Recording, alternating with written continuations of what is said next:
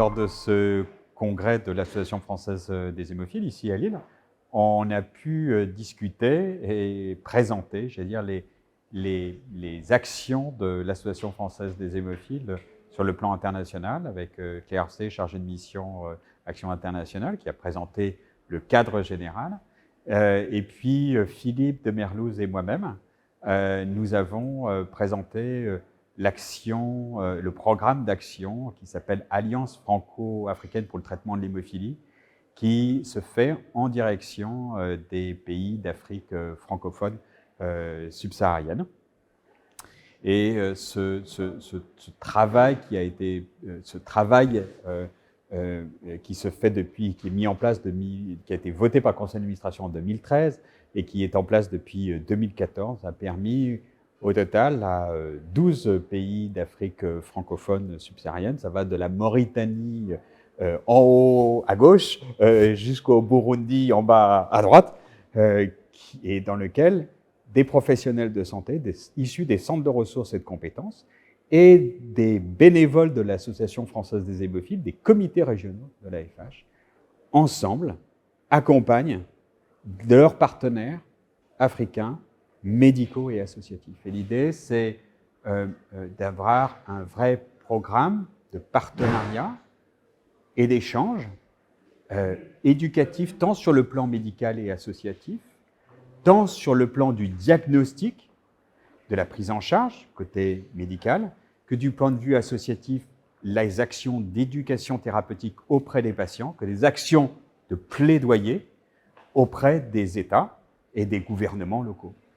Donc, ces programmes qui se durent sur 2 à 3 ans dans chacun des pays impliquent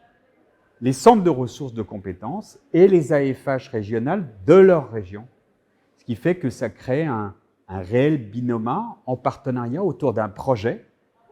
où des volontaires médicaux et associatifs s'unissent pour accompagner, soutenir des médicaux et des associatifs d'un pays d'Afrique francophone. Ce travail a reçu le prix de l'engagement exceptionnel de la Fédération mondiale de l'hémophilie en 2020 et constitue un réel engagement fondé sur des valeurs extrêmement importantes pour nous au sein de l'association, de solidarité, d'engagement associatif. Aussi de se dire qu'au fond, être né quelque part, ça a du sens. Et quand on est né en Afrique francophone subsaharienne, eh bien, l'accès au diagnostic, l'accès aux soins est un enjeu. Mais de fait, aujourd'hui, c'est plus, grâce à cette action, c'est plus de 600 patients qui ont été diagnostiqués atteints d'hémophilie, le plus souvent évidemment sévère ou modéré, qui ont tous accès au traitement grâce au soutien de la Fédération mondiale de l'hémophilie qui aide et qui envoie de l'aide humanitaire de médicaments, et qui sont tous diagnostiqués, notamment grâce au soutien du laboratoire Stago, qui fournit les matériels et réactifs qui permettent de faire le diagnostic, et évidemment grâce à l'action de ces acteurs africains dans leur pays qui s'investissent pour une maladie rare quand même, mais pour laquelle il y a des traitements. Donc en fait, quand nous accompagnons les pays, en fait, un de nos principaux arguments, c'est de dire on a auprès des gouvernements, on a la possibilité de créer une success story avec vous, de diagnostiquer, de former des professionnels, de s'assurer que ces patients ont un accès à des traitements et puissent vivre leur vie le plus facilement possible en mettant en place des protocoles selon les recommandations internationales, c'est-à-dire par exemple des prophylaxies. Tout ça grâce aux efforts combinés de la FMH, de l'Association française des hémophiles et de bénévoles associatifs et médicaux. Donc c'est une belle histoire qui se raconte maintenant depuis plus de 8 ans, qu'il faut continuer, parce que on vient par exemple, le dernier né, c'est le Burundi avec le Centre de ressources et de compétences de Lyon et l'AFH Rhône-Alpes, qu'on remercie très fort pour leur engagement et qu'on a accepté. Et ce travail-là, ce qui était assez aussi extraordinaire, et je terminerai là-dessus, c'est au fond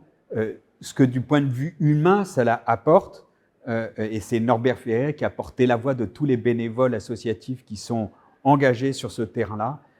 Évidemment, l'échange, l'apprentissage mutuel, on a parlé tout à l'heure des valeurs, mais l'humanité et au fond, en quoi ça résonnait dans nos vies et combien, j'allais dire, au-delà des frontières, au-delà des couleurs, au-delà des religions, quand on est atteint d'une maladie, au fond, c'est les mêmes questions fondamentales. Et quand on est parent atteint d'une maladie, c'est toujours les mêmes questions fondamentales qui se posent, celle du meilleur soin possible et se donner les moyens ensemble par le mouvement associatif et par une belle coopération entre professionnels de santé et patients, pouvoir donner les meilleures chances de vie pour ces enfants. Donc, c'était ce travail qui a été présenté à l'occasion du congrès de l'Association française des hémophiles.